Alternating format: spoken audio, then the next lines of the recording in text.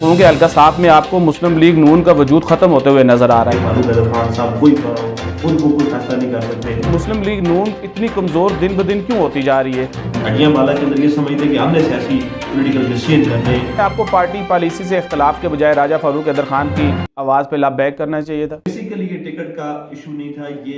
ये समझे कि हमारी एग्जिस्टेंस को चैलेंज किया जा रहा। अस्सलाम वालेकुम नाज़रीन, इस रियासत को, इस रियासत के निज़ाम को और इस रियासत की सियासत को एक नए खून की ज़रूरत है, नए जज्बे और नई तर्जमानी की ज़रूरत है। इस रियासत को ऐसी क़यादत चाहिए जो दौरे हाज़र के जदीद तकाज़ों से हम आहंग हो। शुरुआत कहीं से और किसी से तो होनी है। आज हमने अपने प्रोग्राम में एक ऐसे ही नौजवान सियासी रहनुमा को शिरकत की दावत दी है। सबसे पहले तो मैं राजा वकास खान साहब आपको वेलकम करता हूँ JK प्रोडक्शन पे। जी बहुत शुक्रिया जी मीर साहब। राय साहब, मैं चाहता हूं कि सबसे पहले आप अपने पस मंज़र के बारे में हमारे देखने वाले नाजरीन को बताएं कि आप सियासत में कब और कैसे आए। जी बहुत शुक्रिया मीर साहब। मैं सबसे पहले तो आपको मुबारकबाद पेश करता हूँ और शुक्रिया भी अदा करता हूँ कि जो आपने नौजवान नस्ल को एक प्लेटफार्म मुहैया करने के लिए जो इनिशिएटिव लिया है, ये एक बहुत अच्छा इनिशिएटिव है जो आप नौजवानों को एक प्लेटफार्म मुहैया कर रहे हैं ताकि वो अपनी आवाज़, मौसर आवाज़ लोगों तक पहुंचा सकें। तो मैं अपना तारफ़ आपसे करवाता चलूँ। मेरा नाम राजा मोहम्मद वकास खान है और मैं 2013 से स्टूडेंट पॉलिटिक्स के साथ मुंसलिक हूँ और मैं 2013 से लेके अब तक जो है ना वो एज ए पॉलिटिकल वर्कर माशरे की फलाह व बहबूद के लिए और पॉजिटिव चेंजेस के लिए अपना छोटा मोटा किरदार अदा कर रहा हूँ जी। अच्छा राय साहब, मुझे आप ये बताएं कि आप काफ़ी अरसे से मुस्लिम लीग नून के साथ हैं। आखिर क्या ऐसी वजह बनी कि ऐसा क्या सियासी इख्तलाफ है कि आज एक तकरीबन 700 से 800 नौजवानों की ऐसी तादाद है जो आपने एक अलग मुस्लिम लीग नून से राहें जुदा कर ली हैं? मुस्लिम लीग नून के साथ हमारी तरीना वाबस्तगी थी। फारूक अदर खान साहब के साथ मेरी और मेरी ख़ानदान की जो वाबस्तगी है वो 35 साल वाबस्तगी है। रिसेंटली जो आपने बात की कि मुस्लिम लीग नून छोड़ दी है, अभी तक तो हमने मुस्लिम लीग नून से अलहदगी इख्तियार की है, मुस्लिम लीग नून को छोड़ा नहीं है। लेकिन ये है कि अब इसकी जो मैं अगर आपको वजह बताऊँ वो ये है कि जब आप बहैसियत सियासी कारकुन काम कर रहे हों और आपके रवैये से, आपके किरदार से या आपके उस काम से जो है वो माशरे के अंदर आप बेहतरी ना लेके आ सकें या आप अपने साथ चलने वाले लोगों को उनके जो हकूक़ हैं वो ना लेके दे सकें, और इस तरह के बहुत सारे सियासी अनासर इसमें शामिल हो जाते हैं। जिस तरह से आप रिसेंटली देखें हल्का साथ के अंदर जो सिचुएशन बनी हुई है, तो कुछ पार्टी पॉलिसीज़ के ऊपर मेरा और मेरे दोस्तों का, मेरे ग्रुप का जो है ना वो तहफ़्फ़ुज़ात थे और हमने उन तहफ़्फ़ुज़ात का इज़हार किया हुआ है और आवाम तक भी वो तहफ़्फ़ुज़ात हमने पहुँचाए हुए हैं। उसमें मेरी कोई अपनी बुनियादी या मेरे किसी दोस्त का कोई ज़ाती मकासद उसमें नहीं था। हम एक सियासी स्ट्रगल कर रहे हैं और एक सियासी जदोजहद है, एक नज़रियाती जदोजहद है और वो तहफ़्फ़ुज़ात हमने क़यादत तक पहुँचाए हुए हैं। राय साहब, मैं चाहता हूँ कि आप हमारे नाजरीन को ये क्लियर करें कि इसमें सिर्फ हल्का साथ के लोग हैं या पूरे डिस्ट्रिक्ट झेलम वैली के नौजवान आपके साथ हैं? जी ये ऐसा है ना मीर साहब के एक जो बाशऊर सियासी कारकुनान, मैं ये उनको कहूँगा बाशऊर सियासी कारकुन है,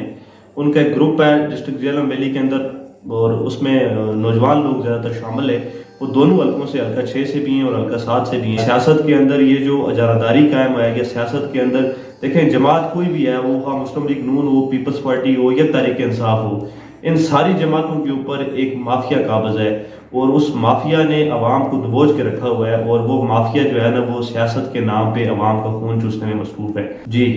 वकास भाई, मैं आपसे ये जानना चाहता हूँ कि जिस तरह झेलम वैली में मुस्लिम लीग नून को झटका लगा, स्पेशली हल्का साथ में जो पार्टी की सूरत हाल है, बल्कि मैं अगर ये कहूँ कि हल्का साथ में आपको मुस्लिम लीग नून का वजूद ख़त्म होते हुए नज़र आ रहा है, हल्का 6 में फिर भी कहीं कुछ ना कुछ बाकी है ज़रूर। इसकी वजह क्या है? आपकी नज़र में मुस्लिम लीग नून इतनी कमज़ोर दिन ब दिन क्यों होती जा रही है झेलम वैली में? देखें जी, साथ साथ बात ये है कि मैं तो अभी तो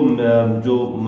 एड्स अबाउट माई थिंकिंग कि ये है कि आप हल्का 6 की बानिस्बत मुस्लिम लीग नून हल्का 7 के अंदर ज़्यादा मजबूत है। उसकी वजह मैं आपको ये बताता हूँ। आप ये देखें कि सिर्फ 3 दिन की इलेक्शन कैंपेन की मुहिम पर राजा मोहम्मद फारूक अदर खान साहब हल्का 7 से 14,000 वोट लेके निकलते, सिर्फ 3 दिन की इलेक्शन। और ये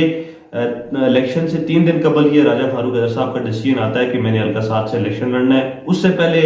गैर मुस्तनद खबरें थीं, कभी कौन कह रहा था कौन आ रहा है कौन जा रहा है, हल्का लावारिस था बिल्कुल मुस्लिम लीग नून का। ये जो हल्का 7 था ये बिल्कुल, और ख़ास तौर पर ये जो हमारी 2 यूसीज थी, यूनियन काउंसिल गुजर बांडी और चकामा, ये तो बिल्कुल اقتدار کے دنوں کے اندر بھی یہ لاوارث تھیں اور اس کے بعد بھی یہ لاوارث تھیں. پھر آپ دیکھیں گے یکدم ڈاکٹر مصطفیٰ بشیر صاحب کا حلقہ چھوڑ کے نیچے حلقے میں چلا جانا, اور پھر یکدم الیکشن سے 3 دن پہلے راجہ محمد فاروق حیدر خان کا حلقہ 7 سے الیکشن کنٹیسٹ کرنے کا ڈیسیژن, اور پھر آپ یہ دیکھیں کہ عوام نے کس حد تک ان کو پذیرائی دی. پھر آپ یہ دیکھیں کہ 14,000 ووٹ کی لیڈ,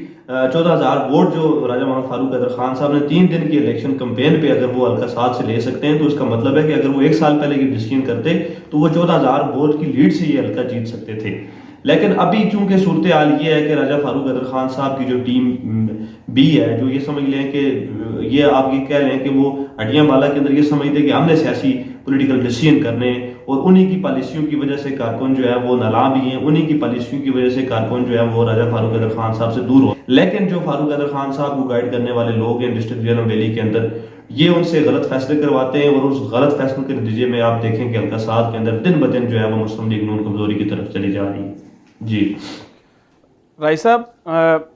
آپ میں چاہتا ہوں آپ ایک نوجوان سیاسی رہنما ہیں. جی آپ وہ نسل ہیں جو آنے والے وقتوں میں کشمیری عوام کی باغ دوڑ سنبھالیں گے. جو ہمارے نوجوان آج کل پارٹی ایفیلیشن میں اس حد تک آگے نکل گئے ہیں کہ وہ کشمیر کی روایات, کشمیر کی جو سیاسی روایات ہیں ان کو بلا بیٹھے. میں چاہتا ہوں کہ آپ اپنے دوستوں کو, آپ اپنے نوجوان ساتھیوں کو پیغام کیا دینا چاہتے ہیں اس حوالے سے؟ جی میر صاحب, اس میں یہ ہے نا کہ سب سے پہلی بات تو یہ ہے کہ میں نوجوانوں سے یہ ریکویسٹ کرتا ہوں کہ جو متھ ہماری سوسائٹی کے اندر پائی جا رہی ہے کہ سیاست کو ایک انتہائی گندہ, سیاست کو انتہائی وہ یہ سمجھ لیں کہ کوئی اس طرح کی منع جو چیز نہیں ہوتی, مانے جو چیز ہوتی ہے اس کو بنا کے پیش کیا جا رہا ہوگا. میں یہ سمجھتا ہوں کہ جب تک باشعور اور پڑھے لکھے نوجوان اس سسٹم کو چینج کرنے کے لیے میدان میں نہیں آئیں گے, سیاست میں نہیں آئیں گے, آپ یقین کریں کہ یہ معاشرہ دن بدن, اور یہ ہمارا ملک جو ہے وہ دن بدن, ابھی آپ دیکھ رہے ہیں اس طرح ہم کرائسس میں جا رہے ہیں, اس کرائسس میں جانے کی سب سے بڑی وجہ یہی ہے کہ علم لوگ, دانشور لوگ, پڑھے لکھے لوگ, باشعور لوگ جو اس سسٹم کے خلاف اٹھ کے کھڑا ہونے کی ہمت رکھتے ہیں وہ سسٹم سے رہدگی اختیار کر رہے ہیں. نوجوانوں کو پازیٹیولی جو ہے نا وہ سیاست کے اندر آنا چاہیے, اور اس معاشرے کی بہتری کے لیے اور ملک کی بقا کے لیے اپنی خدمات سر انجام دینی چاہیے. جو ہماری روایات کے سلسلے میں آپ نے بات کی, تو جمہوری روایات اور سیاسی جو روایات ہیں ہمارے آزاد کشمیر کے اندر, ایک بڑا منصفانہ اور بڑا دوستانہ ایک جو ہے نا وہ سیاسی جماعتوں کے اندر رواداری ہے. تو اس تعلق کو برقرار رکھتے ہوئے, چونکہ سوشل میڈیا کا دور ہے, عدم برداشت ہے ہر انسان کے اندر, تو میں یہ سمجھتا ہوں کہ نوجوانوں کو, جب پڑھے لکھے نوجوان اور باشعور نوجوان سیاست کا ایسا بنیں گے تو اس سے یہ چینج آئے گا معاشرے کے اندر کہ یہ سیاسی رواداری جو ہے, جو سیاسی اقدار ہیں, جو پولیٹیکل جو ڈیموکریسی کے حوالے سے جو اقدار ہیں, ان کو پروموشن ملے گی. جی رائس صاحب, پارٹی نے آپ پہ بڑا اعتماد کیا, بلدیاتی انتخابات میں بھی آپ کو چیئرمین ضلع کونسل کے لیے ٹکٹ دیا. جی اگر اب یوتھ کونسل کے لیے پی ڈی ایم کے ساتھ اتحاد کی وجہ سے آپ سے ٹکٹ واپس لے لیا گیا, آپ یہ نہیں سمجھتے کہ آپ کو پارٹی پالیسی سے اختلاف کے بجائے راجہ فاروق حیدر خان کی آواز پہ لبیک کرنا چاہیے تھا؟ جی صاحب, پہلی عرض تو میں یہ کرتا چلوں کہ بحیثیت سیاسی کارکن ہونے کی حیثیت سے میں یہ بات آپ کے ساتھ نہیں کر رہا, میں ایک عام انسان ہونے کی حیثیت سے یہ بات آپ کے ساتھ شیئر کر رہا ہوں, دل کی بات یہ شیئر کر رہا ہوں.